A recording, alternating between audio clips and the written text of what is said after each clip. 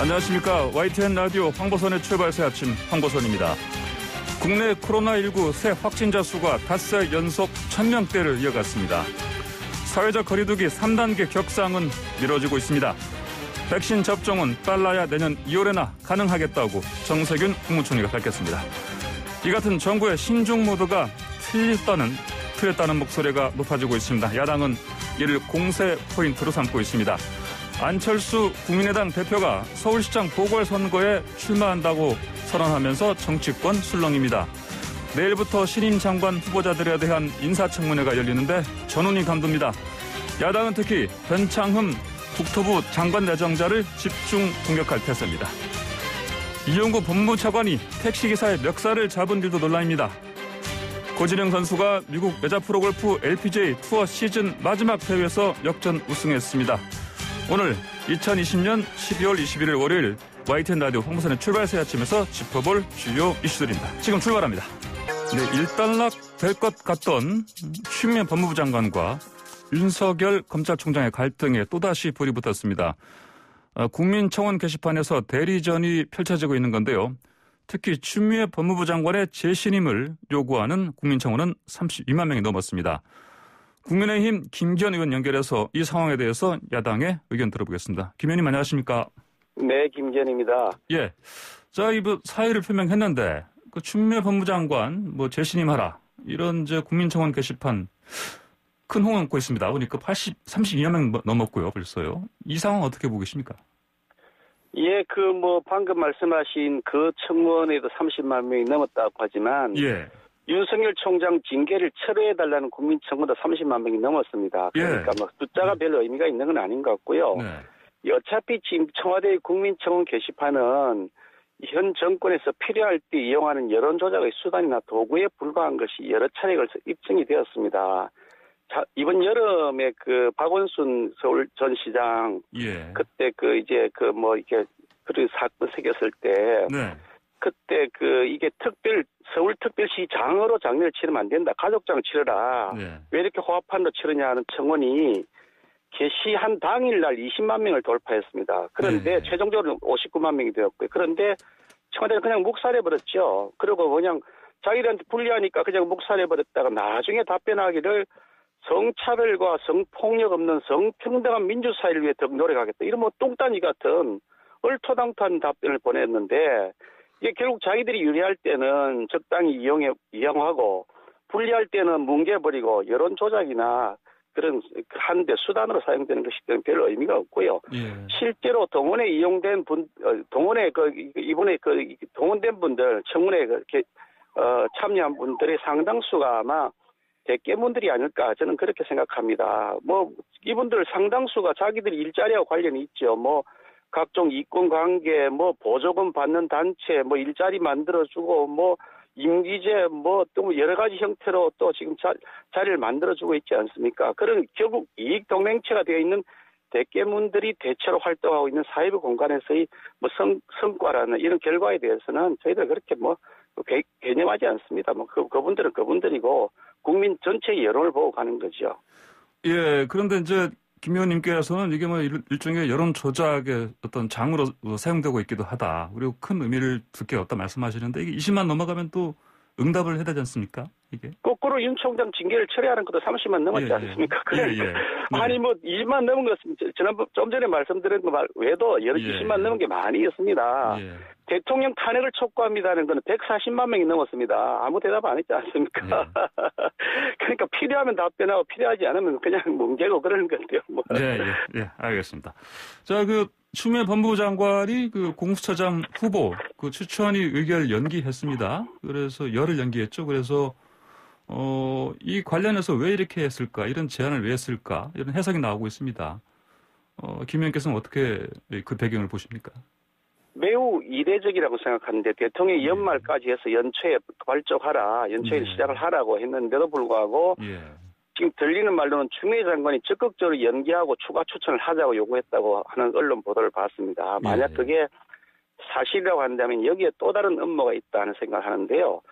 지난번에 법을 자기들 일방적으로 처리해놓은 법, 그러니까 개정 전의 법에 의하면 야당이 2명의 추천권을 가진 후보위원들이 그 비토를 하면 아예 추천이 안 되도록 되어 있었습니다. 그러니까 자기들이 이번에 법을 다시 고쳤죠. 계약을 해가지고 2명이 비토하더라도 괜찮도록 한 명만 5명만 하면 되도록 찬성하면 되도록 2명이 비토해도 되도록 법을 계약을 해놓았거든요. 그러니까 이걸 보면 전체적으로 2명이 비토권을 가지고 있을 때에는 그래도 좀 논란이 덜한 사람들을 내세운 거죠. 그러니까 뭐 전현정 변호사 같은 사람을 그렇게 내세웠다는 것인데 이런 분이 사실 뭐 이게 여러 가지 경력이나 급수나 이렇게 좀 떨어진다고 하는 평가를 주변에서 하고 있는데 예.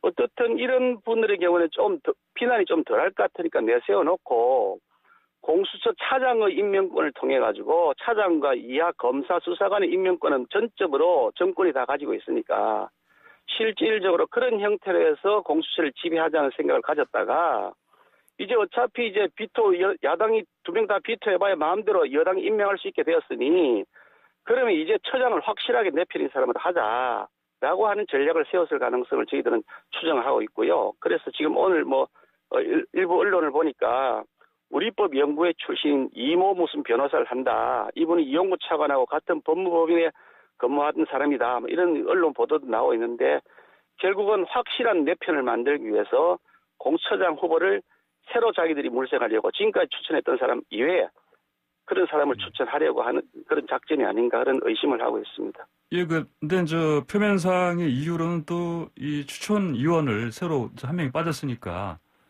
충원하자 이런 것도 있지 않습니까? 이게 방금 말씀하신 그거는 민주당에서 그거 필요 없다 그랬습니다. 예.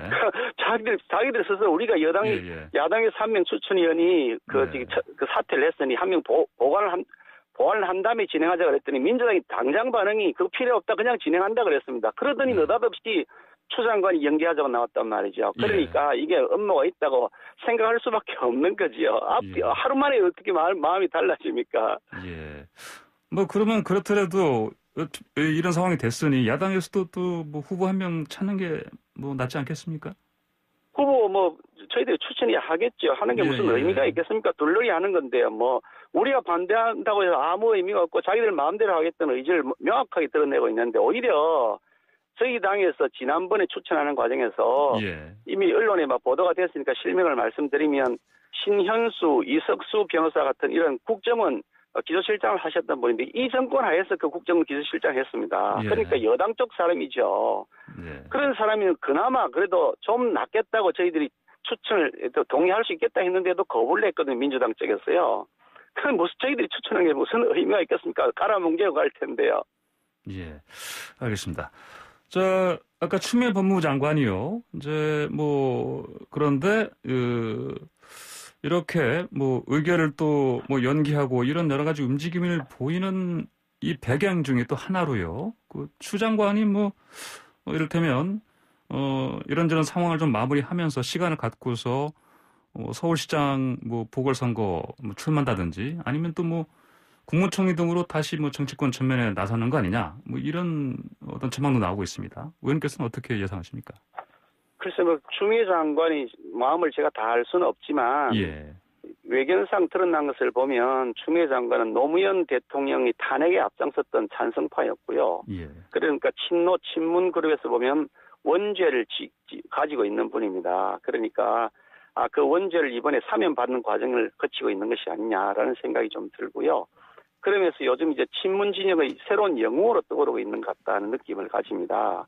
친문 진영에서 보면 이낙연, 이재명 이런 분들에 대해서는 믿업지 않을 것이라고 하는 것이 우리가 상식적으로 뻔히 아는 사실이고 정세균 총리의 경우에도 지금 그 친문 쪽에서 확실한 친문이라고 별로 그렇게 신뢰하지 않는 것 같은 분위기인데 그런 상태에서 추미애 장관이 이제 김경수 지사를 대신해서 새롭게 등장한 것 아니냐 하는 의심을 하지요. 그런 것을 보면 민노총이 촛불 청구서를 냈던 것처럼 추미애 청구서가 있을 것 같다. 그 추미애 청구서가 서울시장인지 국무총리인지 다음 차기 대권 후보인지 모르겠습니다만 그런 형태의 딜을 하고 있는 것이 아니냐는 그런 추측을 할 수가 있습니다. 예, 알겠습니다. 요즘 이용구 법무부 차관이 변호사 신분이던 지난달에 택시기사 멱살을 잡은 사실 이게 알려지면서 좀 논란이 휩싸였습니다. 그 야권에서는 뭐 청와대도 책임을 져라 뭐 이런 목소리를 내고 있는 걸로 좀 제가 들었습니다. 그 이용구 차관은 처음 임명될 때부터 논란이 있었죠. 지금 그 산자부 장관, 지금 수사의 대상이 되는 산자부 장관이 변호사를 바로 예. 직전까지 하고 있다가 법무차관이 되었는데 예. 지금 검찰에서 수사를 하고 있는 핵심 대상자가 산자부 전 장관인데, 백 장관인데 그분에 대해서 변호사 하던 분을 법무부 차관으로 내놓으면 그 수사하지 말라고 하는 거 아니냐. 그것 때문에 논란이 되고 뭐 징계가 되고 이런 진행이 되고 있다고 우리가 알려져 있는데 예. 그러니 그 자체부터 문제가 됐던 데다가 뭐 강남에 집을 두 채 소유하고 있는데도 불구하고 그냥 임명을 했다. 그런 논란들이 있었는데 이번에 알고 보니까 또다시 그보다도 훨씬 더 심각한 문제가 또 있다는 거죠. 분명히 이거는 경찰에서 직무유기를 한 것이 명백하다고 보이는데 파출소에서는 이건 특가법상에 정해진 운행 중인 자동차의 운전자에 대해서 그 폭행을 한 것이다. 이래서 특가법상의 5년 이하의 징역에 처한 형으로 그 의율을 해가지고 그걸 서초서에 보고했다고 하는데 서초경찰서에서는 일반 형법의 폭행죄에서 그냥 그 내사종결해봤다 하거든요. 예. 이건 내사종결할 수 있는 사안이 아닙니다. 자기들이 재량에 속하는 사항도 아니고요. 정식 경찰이 입건을 해서 기소 의견으로 송치해서야 마땅한 건데 이걸 뭉개버렸단 말이죠. 그러니까 예. 보이지 않는 손이 있을 것이다. 그래서 저희들은 늘 자주 얘기합니다만 친문 무죄고 반문은 유죄다. 그리고 뭐 이번에 교수들이 금년 사자성을 고르라고 했더니 아시탑이 뭐 이렇게 했다는데요. 뭐 그러니까 내가 하는 것은 무조건 옳고 상대방은 무조건 틀렸다. 예. 내로남불 이렇게 표현하는데 결국은 이게 친문은 무죄고 반문은 유죄다라고 하는 것을 또 전형적으로 보여준 사례가 되겠죠. 예. 특히 이용구 차관은 전 법무실장으로 바로 직전 법무실장 했던 분이시고 하니 아마도 이 파출소에서는 그걸 뭐 제대로 파악을 못하고 있다가 서초 경찰서로 갔을 때는 그 내용이 파악되었을 것이고 그래서 무언가 압력이 있을 것 아닌가 하는 의심을 할 수밖에 없는 거죠. 저희들은 그 점에 대해서 거의 상식적으로 봤을 때 틀림없다고 판단하는데 예. 그렇다 그러면 그 당시 이용구 차관이 그 당시 뭔가 자기들 주변에 힘 있는 사람에게 전화 통화를 했을 가능성이 매우 높다고 판단합니다. 만약에 본인이 정말로 그 점에 대해서 결백하다고 한다면 그 무렵을 저는 자신의 통화 기록 전체를 내놓고 검증을 받으시면 되겠죠. 만약 그걸 안 내고 숨긴다 그러면 분명히 어딘가에 전화를 했을 것이고 그 통화 내역을 보면 뭐 압력을 위로부터 받았을 것이다라는 추정이 사실로 드러날 가능성이 매우 높다고 봅니다. 예, 알겠습니다.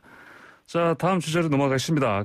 내일부터 4개 부처 새 장관 후보자들에 대한 인사청문회가 진행되는데요. 야당에서는 송곳 검증 예고하고 있습니다. 현재 어떤 포인트들 중심으로 준비 중이십니까?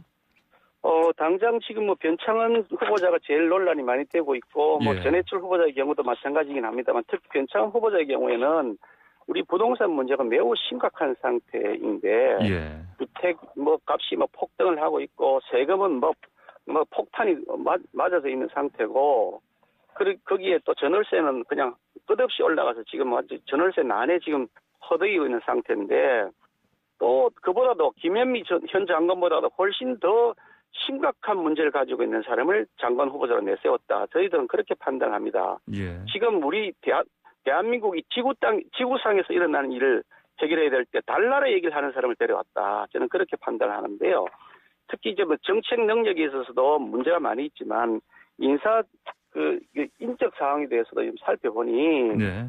굉장히 많은 특혜 시비에 논란이 되어 있습니다. 가령 이제 SH 그러니까 서울 주택 도시공사죠. SH 사장하던 시절에 1급 이상 고위직 공무원 9명을 채용했는데 그 개방직이라고 해서 바깥에서 모셔온 거죠. 그러니까 밑에 내부에 있는 직원이 아니고 그냥 새치기로 들어온 겁니다. 쉽게 말하면. 네. 그런 분을 9명을 뽑았는데 대학 동문하고 같은 대학원 출신 4명, 총 5명을, 9명 중에 5명을 발탁을 했다는 거거든요. 그러니까 결국 낙하산 인사, 자기 아는 사람 데려온 특혜 인사를 한 것이다. 일자리 만들어준 것이다. 볼 수밖에 없는 것이고요. 2015년 2월에 SH 기획경영본부장 공모할 때, 그 변창흠 후보의 지시를 받았던 공사 SH공사의 간부가 임원 추천위원회에서 특정 인사를 통과시켜달라는 의혹이 제기되었는데 그래서 노조가 항의까지 했습니다만 그냥 결과적으로 보니까 그 사람 이 기획경영본부장을 차지했거든요. 예. 이런 걸 보면 매우 편파적인 인사를 특혜 인사를 하는 사람이라는 판단할 수밖에 없고요. 특히 부동산 관련해서는 보면 이분이 지금 뭐 영끌하는 사람들에 대해서 영혼을 끌어다 모아서 집 산다고 해서 영끌하면 안 된다고 막 김현미 장관이 그랬는데 이분이 영끌의 대표적인 분입니다. 2006년도에 방배동에 있는 아파트를 사셨는데 그 당시에 어떻게 되어 있었냐면 서초구가 투기 지역으로 지정이 되어 있어서 6억 이하 아파트에 대해서는 은행이나 보험회사의 주택담보 비율 LTV라고 하는데 40%로 제한되어 있었거든요. 그 40% 이내만 대출이 된다고 되어 있었는데 변 후보자의 경우는 그때 70%가 대출을 받았습니다. 카드 대출을 받은 거죠. 그러니까 편법을 사용해서 최대한 카드 대출을 이용해서 대출 직급의 70%를 대출을 받아서 샀다라고 하는 그런 거거든요. 직급의 57%를 좀 대출을 받아서 샀습니다. 그렇게 봤는데 이런 형태를 보면 불로소득을 환수해야 된다고 하는 자신의 소신과는 전혀 다른 행동을 했던 분이시다. 그렇게 판단을 하고요.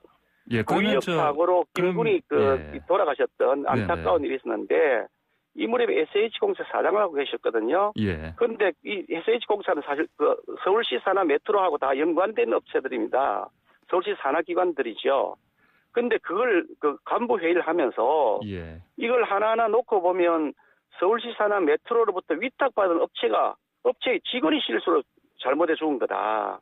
사실 아무것도 아니다. 네네. 그러니까 구의역에서 돌아가신 김군을 지칭하는 것 같은데 걔만 조금 신경 썼으면 아무 일도 없었던 것처럼 될 수 있었던 것이다. 이렇게 막말했단 말이죠. 예. 또 특히 이게 공유주택, 그러니까 같이 사는 그 쉐어하우스에 대한 구상에 그 공유 식당을 하나 만들자는 논의들을 하는 과정에서 SH공사 사장으로 있던 이 변 후보자가 못 사는 사람들이 밥을 집에서 해서 먹지 미쳤다고 사서 먹느냐 이렇게 반응한 것도 회의록에 나온단 말이죠. 그럼 김 의원님께서는 말하고 행동이 전혀 다른 분이다. 특히 국토부 장관으로서는 전혀 자격이 없다고 생각하고 있습니다. 그럼 이번에 인사청문회에서 목표는 뭐 한마디로 이런 얘기 나오던데 보니까 뭐 낙마시키겠다 이런 얘기 나오는데 그럼 어떻게? 저희들로서는 당연히 후보자로 자격이 없다고 생각하는데 현 정권은 인사청문회 정문 보고서 채택 없이 제 기억하기로는 24번인가를 이미 다 임명했습니다. 인사청문회에서 시끄러운 사람이 일 잘하더라.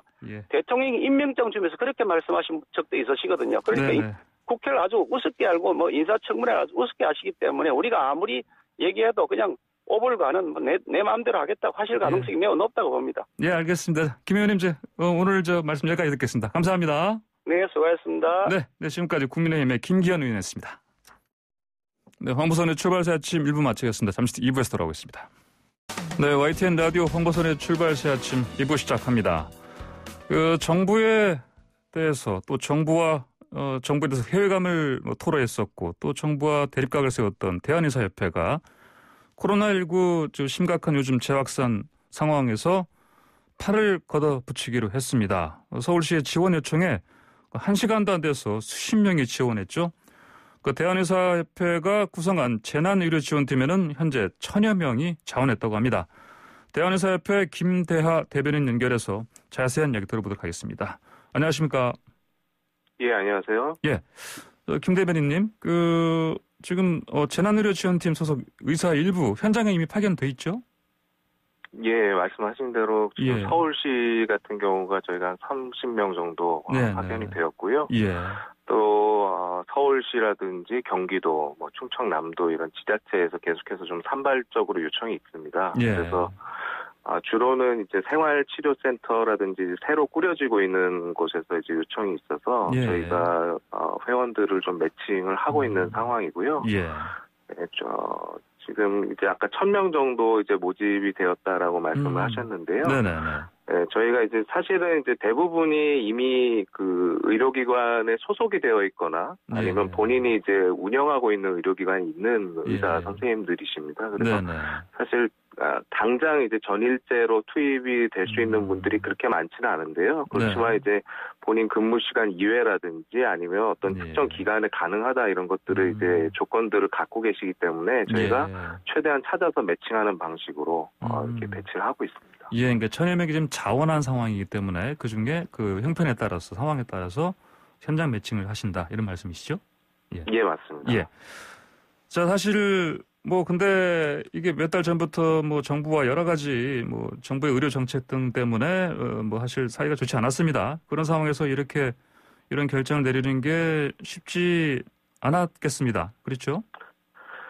예, 말씀하신 대로 올 한 해는 사실 의료계가 이제 정부와 좀 많은 갈등을 겪은 한 해였고요. 사실은 아직까지도 이 갈등의 불씨가 남아 있는 것도 사실입니다. 잘 아시듯이 올해 이제 1월부터 코로나19 상황이 계속 지속이 되고 있고 2월과 3월에 주로 대구와 경북에서 많은 유행이 있었죠. 그 당시에 저희 물론 의사만 그런 건 아니었겠지만 이제 의료인들이 상당히 헌신을 했고 그 헌신에 대해서 정부와 사회에서 많은 이제 찬사를 보내주셨습니다만 그 이후에 이제 정부에서 의료계에서 반대하는 정책들을 좀 연달아서 추진을 했었고요. 그러면서 여름에 저희가 이제 소위 말하는 이제 투쟁을 했었습니다. 그러면서 사실 영웅이라고 이렇게 칭송을 받다가 좀 너무 집단 이기주의라든지 이런 식으로 폄훼를 당하는 상황이 되면서 사실 저희 의사 회원들이 좀 좀 마음의 상처도 많이 받고요. 좀 정부의 실망도 많이 한 그런 부분이 있었는데요. 그럼에도 불구하고 사실 이런 국가적인 코로나19 위기에서 특히 이제 저희 국민이나 환자가 고통을 받는 이런 상황에서 의사가 아니면 또 다른 누가 나서겠느냐라는 그런 공감대가 있고요. 또 정부와 지금 사실 불편한 관계나 풀리지 않은 문제들이 여전히 남아 있습니다만 지금은 그런 것들을 일단 접어두고 오직 저희가 이제 의료 전문가로서의 책무로서 국민과 환자를 위해서 일단은 먼저 이 문제를 해결하는데 앞장을 서자 이런 것도 중지가 모인 것입니다. 예, 이 정도면 의사분들이 의협심을 발휘했다 이렇게 표현이 되겠습니다. 보니까 의협심할 때 의자가 오를 의자인데 의사들의 저희는 의협심으로 그렇게 표현을 해주시는 분들도 계십니다. 예, 알겠습니다. 자, 연일 지금 1000명 웃도는 신규 확진자 상황 때문에 지금 상황이 더 심각해지고 있습니다. 그 현상을 어떻게 보십니까? 저도 이제 지난 금요일에 오전에 한 5시 한 정도 서울시청 앞에서 선별 진료에 참여를 했었는데요. 직접요? 오전에 가보니까 이게 시민들께서 아침 일찍부터 검사를 위해서 줄을 서셨는데 굉장히 이제 저희도 검사를 빨리 하자라고 나름대로 노력을 함에도 불구하고 그 줄이 줄어들 줄을 모르더라고요. 그리고 검사에 이제 오신 분들하고 잠깐 이야기를 나눠보면 1시간, 2시간씩 그 추운 날씨에도 서서 검사를 받고 계시다. 그리고 저희가 이제 계속 상황을 보면 굉장히 심각하게 느끼시고 있구나 이렇게밖에 느낄 수가 없었습니다. 그래서 거기에 와 있는 이제 의사라든지 간호사, 임상병리사 이렇게 의료진들도 차마 이렇게 쉬겠다거나 아니면 잠시 화장실을 다녀오겠다거나 이런 말도 하기가 차마 이제 미안해서 그렇게 하기가 어려운 그런 분위기였고요. 굉장히 좀 질서정연하고 그런 것 같지만 또 상당한 긴장감이 느껴지고 또 위기감이 느껴지는 그런 분위기였다 이렇게 말씀드리겠습니다. 자, 지금 중환자실 시스템이 완전히 거의 마비된 상황이다 이렇게 들리고 있습니다. 이거 관련해서 정부에 혹시 요청한 부분이 있습니까? 지금 정부에서 보니까 이제 중환자실 확보를 위해서 이 병원의 행정명령으로 중환자실 병상을 1%를 확보를 하겠다 이렇게 발표한 부분이 있는데요. 이 부분이 굉장히 아쉬운 부분입니다. 그러니까 사실 지금까지 통계적으로 보면 확진된 환자의 약 한 8% 정도는 중환자로 진행을 하는 것이고요. 현재 하루 1000명 이상 이제 한 5일 이상 연달아서 환자가 이제 확진이 되고 있는데 그렇다고 하면은 이제 한 이번 주부터는 매일 한 80명 정도의 중환자가 계속 발생을 한다라고 받아들여야 됩니다. 그럼 이런 상황이 사실 예상이 되었던 것이고 저희 의료계에서는 사실 지난 봄부터 그래서 중환자 병상 확보가 중요하다라는 것을 강조해 왔고요. 특히 11월 말에는 대한 이제 중환자의학회라든지 감염 관련 학술단체 그리고 저희 대한의사협회에서 병상 확충의 중요성을 강조하는 이제 권고 메시지를 계속해서 내왔습니다. 그럼에도 불구하고 사실 이제 중환자 같은 경우는 지금 계속해서 기존에 있는 병원에서 일부 병상을 코로나 병상으로 배정하는 방식으로 계속 대응을 해온 건데 이런 방식은 사실 그 의료기관이나 의료인 입장에서도 사실 관리하기가 굉장히 어렵고요. 더군다나 환자가 이렇게 쏟아져 나온 상황에서는 사실 더 이상 감당이 어려운 상황이기 때문에 결국엔 코로나 환자를 전담할 수 있는 이런 전용 병원이 필요하다는 것이 저희의 주장이었고 이것은 사실 코로나19 환자만 있는 것이 아닙니다. 실제로는 코로나19가 아닌 다른 질환에 의한 중환자도 굉장히 많이 있거든요. 이 환자들의 충분히 보호받고 치료받을 권리를 위해서도 꼭 필요한 것인데 다행이지만 이제 늦었지만 지금 전용 병원들이 좀 꾸려지고 있는 상황이어서 조금씩 가시화되고 있는 부분은 다행이지만 좀 많이 아쉽다 이렇게 말씀드리겠습니다. 네, 알겠습니다. 자, 어제 그 정세균 국무총리가 한 방송에 나와서 그 의사 국가고시 재시험 가능성을 배제하지 않았습니다. 그러면 전무하는 또 정부가 어떤 결정을 할 것이라 이렇게 짐작이 되는데 의사협회 측 분위기는 어떻습니까? 어떻게 보고 있습니까, 이 상황?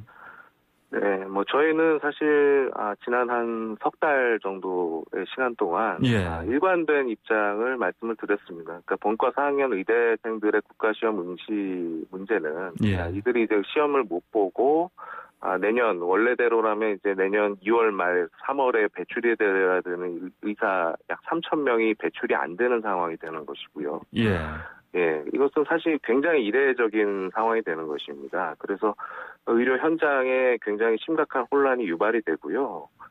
결국 3,000명이 마치 어떻게 생각을 하시면 되냐면 우리가 학교에서 학년이 1학년, 2학년, 3학년 계속 올라가지 않습니까? 이 신규로 나오는 의사들이 사실 마치 1학년 입학을 하듯이 새롭게 사실 새롭게 이 인턴이라든지 이런 새로운 인력으로 채워져야 되는 상황인데 이것이 안 되는 상황이 되면 사실 그 업무 부담이 계속해서 그 윗연차와 거기 위에 있는 전문의들한테도 가중이 되는 상황이 되고요. 그렇게 되면 결국 전체적인 의료기관의 어떤 의료 서비스의 질이라든지 양에 영향을 미칠 수밖에 없고 그건 다시 말해서 거기 오시는 환자분들의 치료받는 권리라든지 치료의 질에도 영향을 미칠 수밖에 없는 문제가 되기 때문에 굉장히 심각한 것이 됩니다.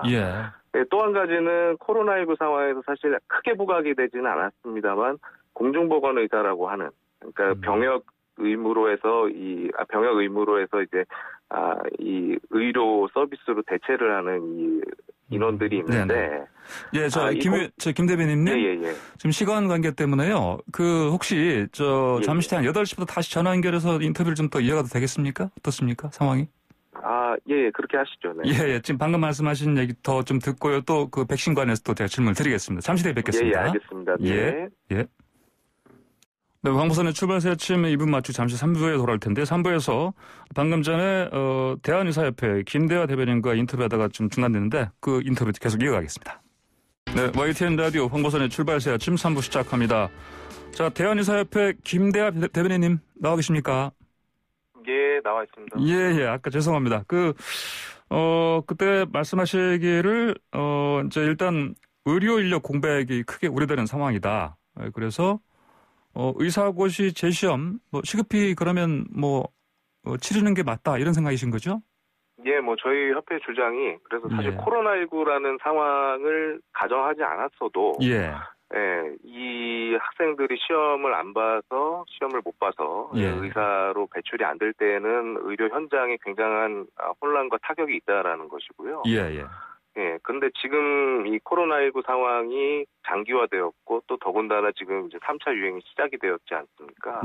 그래서 이런 굉장히 좀 특수하고 거기에다 이제 굉장히 좀 위협적인 상황까지 고려를 한다면은 당연히 해결이 되는 것이 여러모로 유리할 수밖에 없는 상황입니다. 그래서 어제 총리께서 이렇게 말씀하신 부분에 대해서는 좀 다행스럽게 생각하는 부분이 있고요. 다만 아직 구체적인 어떤 결정이나 어떤 방법에 대한 이야기가 나온 것이 아니기 때문에 더 이상 저희도 어떤 구체적인 말씀을 드리긴 좀 어렵고요. 이것이 실기 시험이기 때문에 실제로 학생들이 시험을 보는데 시험 시간이 굉장히 많이 소요가 되는 부분이 있습니다. 그래서 정부에서 만약 의지를 가지고 있다면은 좀 빠르게 해결이 필요하다, 빠르게 어떤 방법을 모색해야 된다 이렇게 말씀드리겠습니다. 예, 지금 뭐 코로나 상황을 떠나서도 의료 공백이 크게 우려되는 상황이었고, 게다가 지금 이제 코로나가 여전히 이제 심하게 번지고 있는 상황이기 때문에 더욱이 더 심각한 상황이니까 시급히 의사 국가고시 재시험 필요하다 이런 의견이십니다. 예, 알겠습니다. 예, 맞습니다. 자, 아까 제가 또 그 시간 때문에 여쭤보지 못했던 게 있는데, 현재 우리 지금 그 백신 접종 시점 자체가 지금 다른 선진국들에 비해서 늦어지고 있습니다. 올해 안에 다른 세계 30여 개 나라가 접종 시작한다고 하는데, 우리는 지금 내년에 2월이나 돼야 시작할 것 같아요, 보니까요. 이게 이제 정세균 총리가 어제 그 방송 인터뷰에서 사실, 우리 같은 경우는 좀 백신에 대해서는 좀 소극적이었다. 이게 사실이다. 이렇게 시인했습니다. 어떻습니까? 지금이라도 빨리 서두르는 게 맞다고 보십니까? 결론부터 말씀드리면 일단 서두르는 게 맞다라고 보고 있고요. 예. 네, 일단 2월을 말씀하셨지만 사실 2월도 지금 접종이 가능할지는 지켜봐야 되는 상황인 것이죠. 예. 잘 아시듯이 이제 우리나라가 기대하고 있는 것은 아스트라제네카 백신인데, 미국의 FDA에서 지금 승인이 당장 어려운 상황이고, 우리 정부는 미국에서의 승인 여부와 상관이 없이 국내에서 이제 승인 절차 밟겠다라는 입장이지만, 사실 이제 미국의 FDA라는 것은 그 위상이라든지 검증의 이제 권위를 생각을 해본다면, 만약에 미국 FDA에서 지금 지연이 되고 있는 것을 우리나라가 조기에 빨리 승인을 한다고 했을 때 아마 그 안전성을 놓고 굉장한 논란이 있을 겁니다. 굉장히 논란이 벌어질 것으로 예상이 되기 때문에 백신이 들어온다고 해도 사실 상당히 이제 큰 혼란이 있을 것 같다라는 말씀 드리고요. 만약에 이제 그런 것을 다 차치하고 안전하고 효과가 있는 백신이 들어온다 하더라도 백신을 가지고 이것이 완전히 종식이 될 거다 이렇게 보기는 어려울 겁니다. 그렇게 어렵지만 다만 분명한 것은 현재 상황에서 백신이 소위 말하는 게임 체인저, 그러니까 이 상황을 극적으로 반전시킬 수 있는 유일한 카드인 점은 분명한 것이고요. 또 새로 개발되는 백신이다 보니까 당연히 안전성 이슈는 있을 수밖에 없는 것인데, 그럼에도 불구하고 세계 각국이 이 백신을 차지하기 위해서 갑축전을 벌이는 이런 상황을 감안을 한다면 저희도 당연히 이 백신을 조기에 확보하려는 노력을 하는 것은 너무나 당연한 거라고 보고 있고요. 그렇습니다. 예, 알겠습니다. 자, 오늘 말씀 여기까지 듣겠습니다. 감사합니다. 예, 감사합니다. 네, 지금까지 대한의사협회 김대하 대변인이었습니다.